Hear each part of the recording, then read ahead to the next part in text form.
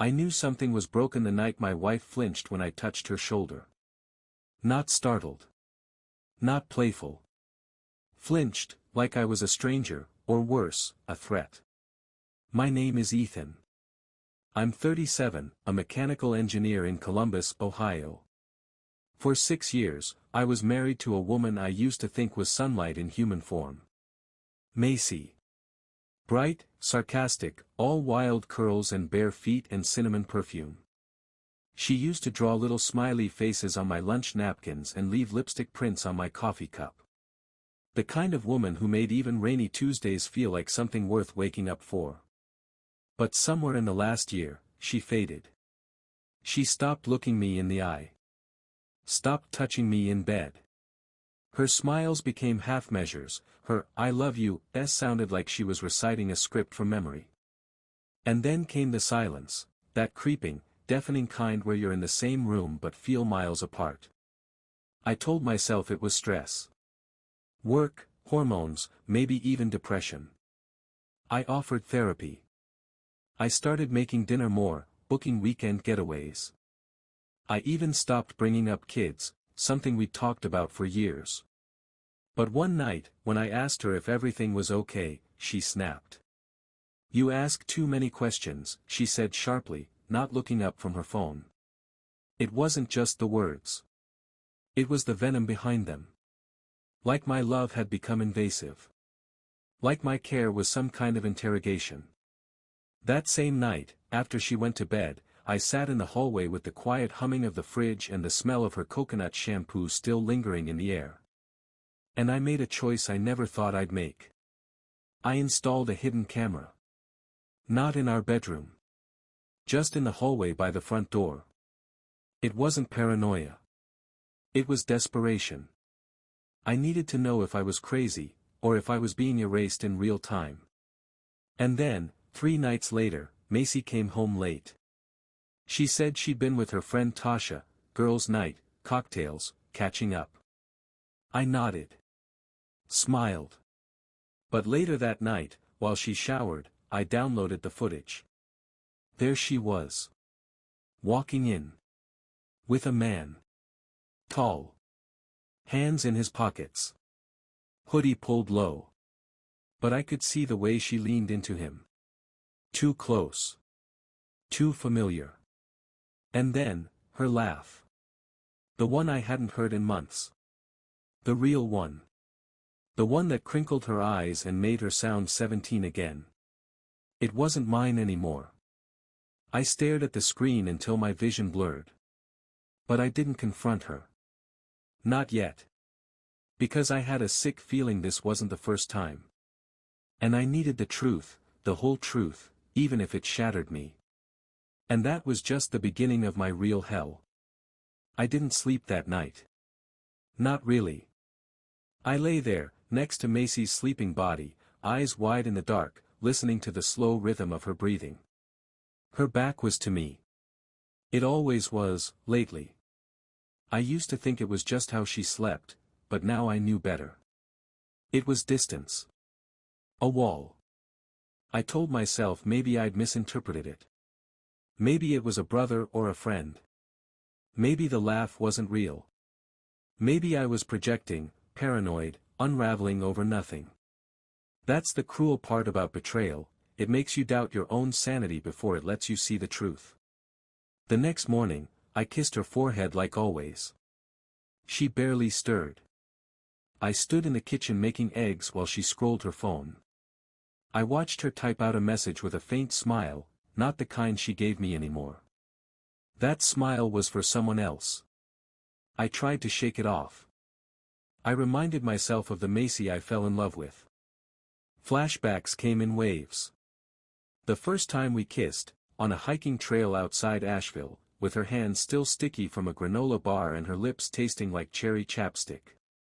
The way she used to whisper, "You make me feel safe," when she curled into me at night. How she surprised me with a telescope for my 30th birthday because I once told her the stars made me feel small in a good way. That woman wouldn't cheat. Would she? Still, I couldn't let it go. I started watching her closer.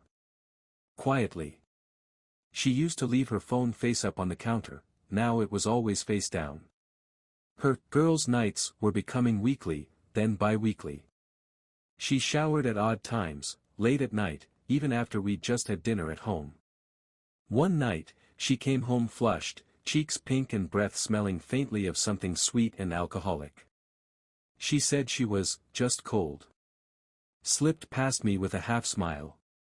She didn't even notice my hand brushed against her hip, the one that used to be my favorite place in the world. That's when I remembered her old phone, the one she'd replaced months ago. She'd told me it was bricked, completely dead. I found it in the bottom drawer of her nightstand. Not wiped. Not locked. I told myself I was just checking for peace of mind. What I found was anything but peace. Hundreds of photos. All time-stamped. Some of them from trips I thought she took with her friends, that weekend in Charleston, the cabin upstate. But in the background of more than one image, a man's shadow, an unfamiliar coat, a reflection in the mirror of a hotel room. Then, the video. It was her voice. Breathless. Whispering. "You shouldn't be filming this," she giggled. "What if someone finds out?" The camera shook as the man laughed. "Let them." Her face came into view. Lying in bed. Hair tousled, skin bare beneath the sheets. Looking at him like he was her whole world. She had never looked at me like that. I paused the video. My thumb trembling over the screen. My stomach churned, and not from anger. From grief. Because something had died, not just trust, not just our marriage. My image of her. I sat in our living room for 2 hours with the lights off, the phone still in my hand, the sound of the refrigerator humming in the background. She walked past me once, said she was going to bed. I mumbled something. She didn't notice the change in my voice. Didn't notice that I wasn't the same man anymore. I told myself I needed proof. Not for her. For me. Because part of me still hoped this was some twisted dream. But that hope was already cracking. The next day, I left work early under the excuse of a migraine. I don't know what I was expecting to find when I got home, mascara-streaked guilt. A sudden confession. Macy humming to herself in the kitchen, baking banana bread like she used to when things were good? No. The house was quiet. Too quiet. She wasn't home. Her gym bag was gone. She'd left a sticky note on the counter, "At yoga. Don't wait for dinner. Love you." The "love you" felt like salt on a wound. I sat on the couch, staring at that note, letting it blur in my vision until it looked like someone else's handwriting. Then I remembered something, the gym bag. It was a gift from me, water-resistant, navy blue with a custom name tag. But it wasn't just a gym bag anymore. Not in my mind. It was a decoy. A costume for a double life. That's when the idea hit me. An air tag.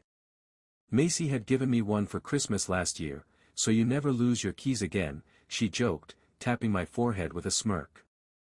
I found the one she gave me in the junk drawer. I synced it to my phone, slipped it into the lining of her bag when she came home, and told myself it wasn't spying if you were trying to protect your own sanity. The next day, at 6:12 p.m., she said she was going to yoga again. The tracker pinged at an Airbnb 10 minutes away, a small, 2-story guest home on the west side, tucked behind a row of old elm trees. It wasn't even near the yoga studio. I didn't go there. Not that night. I sat with the information. Let it marinate. Let my hands go numb holding the phone, staring at the tiny blue dot that pulsed like a heartbeat. Her heartbeat, maybe. Somewhere else. With someone else. The next morning, she kissed my cheek like everything was fine. Said she was meeting the girls for brunch. I smiled. Said, "Tell them I said hi." As soon as she left, I went into the bedroom. Opened the drawer again. Took out her old phone. Scrolled back through the photos, scanning every detail. One image stopped me cold. Macy was lying on a white comforter. Sunlight poured through unfamiliar blinds, stripes of light slashing across her bare thigh. She was smiling up at someone not in frame. But on the nightstand, just barely in view. A wine bottle. Same brand we used to drink on our anniversary. But I hadn't bought it in over a year. Then the final nail, her necklace. A tiny silver charm, a moon and a star, the one I gave her when she got promoted at work. She was wearing it in the photo. But I hadn't seen her wear it in months. She told me she'd lost it. Lost it? No. She just saved it for him. That night, I didn't eat dinner. I didn't sleep. I sat in the hallway. Waiting. At 10:46 p.m., the tracker pinged again. Same Airbnb. This time, I drove there. Not to confront. Not yet. I parked across the street, engine off, windows down just enough to feel the spring night air on my face. Crickets chirped in the distance. A porch light flickered 2 houses down. Then, the front door opened. And Macy stepped out. Her laugh, soft, feminine, familiar, cut through the night like a knife. She was wearing a dress I'd never seen before. Green, silky, clinging to her in all the ways I used to know by heart. A man followed. Tall. Lean. Clean-shaven. I couldn't see his face clearly in the dark, but I didn't need to. He touched her lower back like it belonged to him. And she let him. She looked up at him with those same eyes I used to fall into. That same dimpled grin she gave me the night she said yes to forever. I gripped the steering wheel so hard my knuckles went white. I didn't cry. I didn't scream. I just sat there, bleeding silently into the dark. Because seeing them wasn't the worst part. The worst part was realizing. She wasn't even trying to hide it anymore. There are sounds that stick with you forever. Not because they're loud, but because they're intimate. Too familiar. Too personal. The next day, I opened the footage from the hallway camera again. Not the grainy black and white feed from the night she said she was with her girls, but a newer clip, one I hadn't noticed before. She didn't come in alone that night, either. Same man. Same laugh. Only this time, they didn't go to the bedroom right away. They stood in the hallway. Right there, where we used to hang our coats. She wore my old hoodie, the navy one I thought she'd lost. It was draped over her like borrowed skin. He reached up, cupped her jaw gently. And she leaned into it. That was the moment that gutted me. Not the kiss. Not the touch. The way she looked at him. Her eyes softened. Her lips parted slightly, as if she was waiting for him to breathe her name. That quiet, vulnerable look, it used to be mine. I'd seen it in candlelight, in mornings after, in the rearview mirror when we took road trips and she sang along to Fleetwood Mac barefoot with her knees on the dash. Now it was his. He kissed her. Slow. Reverent. She sighed, like she was home. I paused the footage. Closed my laptop. But the image stayed. Burned into my skull like it was etched behind my eyelids. I still don't know why I went through her phone again. Some masochistic ritual, maybe. Or maybe I just wanted something undeniable. In her deleted folder was a video. A short one. 34 seconds. She was in a dimly lit room, the same Airbnb, judging by the curtains. Her hair was still damp from a shower, and she wore one of my old t-shirts, the kind she used to sleep in after we made love. The camera was angled low, like it had been placed on a nightstand. She smiled. Looked toward someone off-screen. I feel guilty, she whispered. A male voice responded, chuckling. You didn't look guilty a few minutes ago. She laughed. That same breathy laugh. Then, I mean it. I keep thinking he's going to find out. Silence. Then her voice again, softer now, vulnerable in a way I hadn't heard in months. But when I'm with you, it's like I can breathe again. I turned the video off. I couldn't finish it. It wasn't jealousy anymore. It wasn't even betrayal. It was mourning. Mourning the version of her I thought I knew. Mourning the warmth I thought was mine. Mourning every "I love you" that now sounded retroactively hollow. That night, she came home late again. Her lipstick was smudged. Her perfume, the vanilla one I gave her, was stronger than usual, like she'd sprayed it on in a rush. She tiptoed into the bedroom, thinking I was asleep. She didn't know I was lying there, eyes open in the dark, trying to steady my breathing. She undressed quietly. I saw her silhouette in the soft glow from the bathroom nightlight. She pulled off the green dress. Slipped into one of my shirts. Brushed her hair in the mirror like nothing was broken. Then she crawled into bed beside me. She didn't reach for me. But she sighed, content. Like she was full of secrets and still had space to sleep soundly next to the man she was betraying. I watched her chest rise and fall. Watched the light catch the curve of her neck, the same neck I used to kiss when the world felt too heavy. She rolled over in her sleep. Her hand touched mine. And I flinched. It wasn't the touch that startled me. It was the realization that I no longer knew the woman lying beside me. She had become a stranger. And the worst part? I still loved the ghost of who she used to be. The human mind is funny. You can have all the evidence in the world, the video, the lies, the perfume that wasn't yours, and still find a way to blame yourself. I woke up the next morning to Macy humming in the kitchen. It used to be my favorite sound in the world. Now it was like hearing a lullaby in a burning house. She greeted me like nothing was wrong. Scrambled eggs.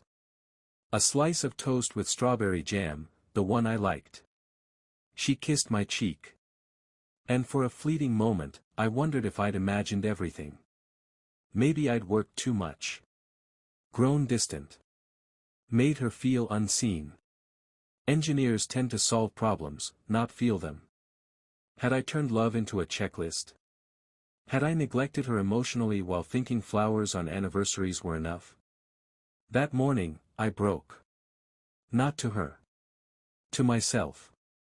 I sat on the bathroom floor while the shower steamed the mirrors and the fan whirred overhead. I buried my face in my hands and let the tears come. Not just for her. For me. For the man who believed in her so blindly he couldn't see the train until it had already run through the station. Then I did something I never thought I'd do. I made an appointment. With a polygraph examiner. I didn't want revenge. Not yet. I wanted confirmation. I wanted to hear her say no to a question, and watch the needle twitch when the truth tried to claw its way out of her. I waited a few days. Watched her routine, all false smiles and late-night showers. Then one night, over dinner, I asked her. If I could prove to you I've always been loyal, would you do the same for me? She frowned. What do you mean? I mean a lie detector test, I said, watching her closely. Not to trap you. To rebuild. A clean slate. A way to start again, if you want to. She laughed. At first. The kind of laugh people use when they're stalling. That's insane, she said, standing to clear the dishes. You think we need that? We're not criminals. I don't think we are, I said softly. But I think something broke. And I want to fix it. Her eyes narrowed. Or you just want to control me. There it was. Gaslight, ignition. You're being paranoid, she added. This is what I mean. You overanalyze everything. You're never just in the moment. I nodded. Took it. Let her twist it. But later that night, when the argument had faded and we were in bed, she whispered, "Fine.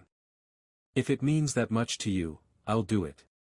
2 days later, we sat in a small, windowless office with beige carpet and the hum of fluorescent lights. The examiner was polite but cold, all professionalism and zero comfort. I watched as they strapped her in. She rolled her eyes. Smirked. I wanted to scream. The test began. Simple questions. Baseline responses. Then.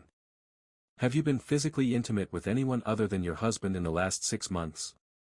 Silence. Then, no. A pause.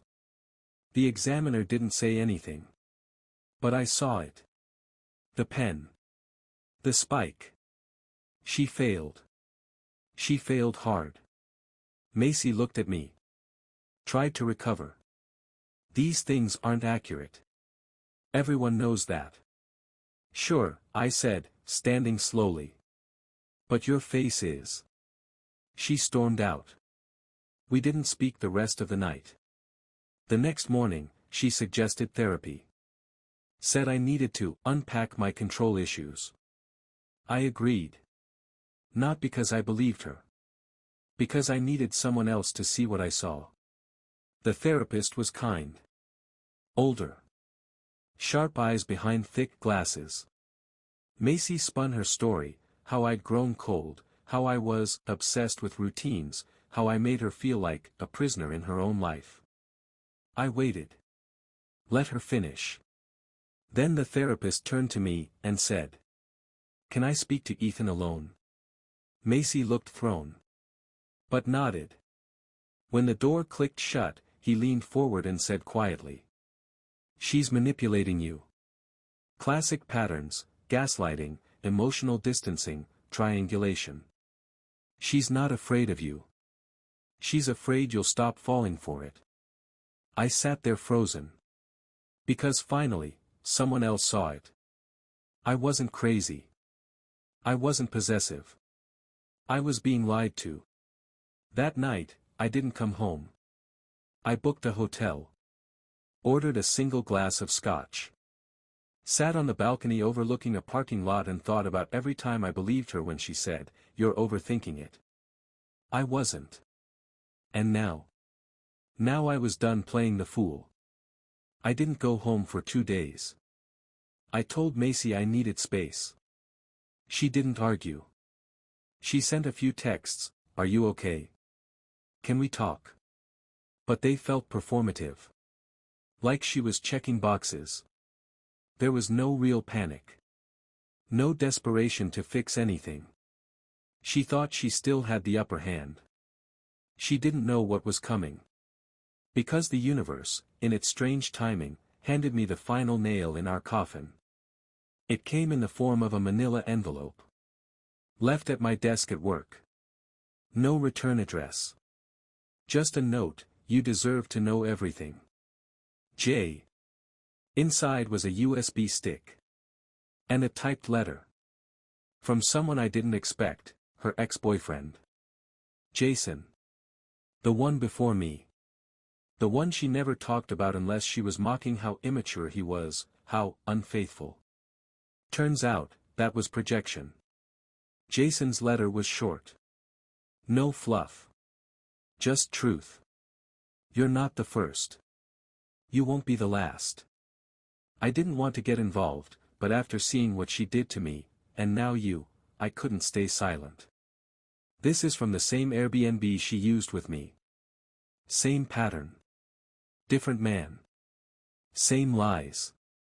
I stared at the USB for a long time before plugging it in. There were 3 video files. All different years. All the same bed. Same room. Same twisted choreography. And there she was. Smiling, teasing, whispering. The version of Macy I hadn't seen in years. The one I thought I lost to stress and time. Turns out, she just gave it to other people. It hit me in waves. The recycling. The scripting. The carefully curated version of herself she handed out to men like souvenirs. The laugh. The soft, "You make me feel alive." Word for word, she had said that to me. And to him. And probably to others. I wasn't her first act. I was just a scene in her never-ending play. Something broke in me then. But it wasn't grief. It was finality. That night, I invited her to dinner. She wore a dress I used to love, soft blue, cinched at the waist, her curls pinned back loosely. The table was set. Candles lit. Her favorite red wine breathing on the counter. She smiled like old times. "This looks amazing." I handed her a small gift box. She blinked, surprised. "What's this?" "Just something I thought you'd appreciate." Inside, a set of keys. She looked up, confused. "To the new place," I said calmly. "It's got 2 bedrooms. Good schools nearby. And a backyard." Her smile faltered. "Wait, what?" "For me. And my son," I added. "You know, from before you." She stared at the keys like they were a weapon. And then I turned on the TV. The USB video started playing. She didn't scream. Didn't throw the wine. Didn't even cry. She just watched. Like a mirror had finally been angled in her direction and she couldn't look away. After a moment, she reached for the remote. I let her pause it. Then, very quietly, she said, "You always knew who I was. You just thought you could fix me." I stared at her. No rage. No begging. Just silence. And for once, she didn't feel it. She stood. Smoothed her dress. Took her purse. And walked out. No apologies. No excuses. Just the soft click of the door. And then, silence. The kind that doesn't echo. The kind that settles into your bones and says, "It's over." The first night after she left, I didn't sleep. But not because I was restless. Because the house was finally quiet, and for the first time in months, the silence wasn't laced with lies. It was clean. Hollow, yes. But honest. Her toothbrush was gone. So were the scattered hair ties on the bathroom counter, the mismatched socks she left on the floor, the scent of coconut and cinnamon that once felt like home. All vanished in a single evening. I expected grief to hit like a wave. Instead, it came in drops. Memories flickered across my mind like a slideshow I didn't ask for. Her laugh echoing in our first apartment, drunk on cheap wine and the thrill of early love. The night she stayed up past 2 a.m. helping me design a prototype for a robotics pitch, barefoot and brilliant. The time she fell asleep in the car after a beach day, skin warm, sand still between her toes, her head on my shoulder like she trusted me with the whole world. Those memories weren't fake. But they weren't the whole picture. And now, I was done editing the story to protect myself. I took a week off work. Not because I was broken, but because I needed to rebuild, brick by honest brick. I called my son. He was 15. Lived with my ex in Chicago. We had a good relationship, but I hadn't seen him as much as I wanted. "Want to come stay for a while?" I asked. He said yes before I finished the sentence. When he arrived, carrying a duffel bag and a tired smile, I felt something shift. We built bunk beds together. Ate frozen pizza on the floor. Laughed at old YouTube videos and talked late into the night about school, girls, and the universe. He grounded me. He reminded me that love, real love, isn't about grand gestures or passionate declarations. It's about showing up. Consistently. Quietly. One evening, as we sat in the backyard, he asked, "Did you love her?" I didn't pretend not to know who he meant. "Yeah," I said. "I did. But I think I loved who I thought she was more than who she really was." He nodded like he understood. And somehow, I think he did. Kids know more than we give them credit for. A few weeks later, Macy texted. Not to apologize.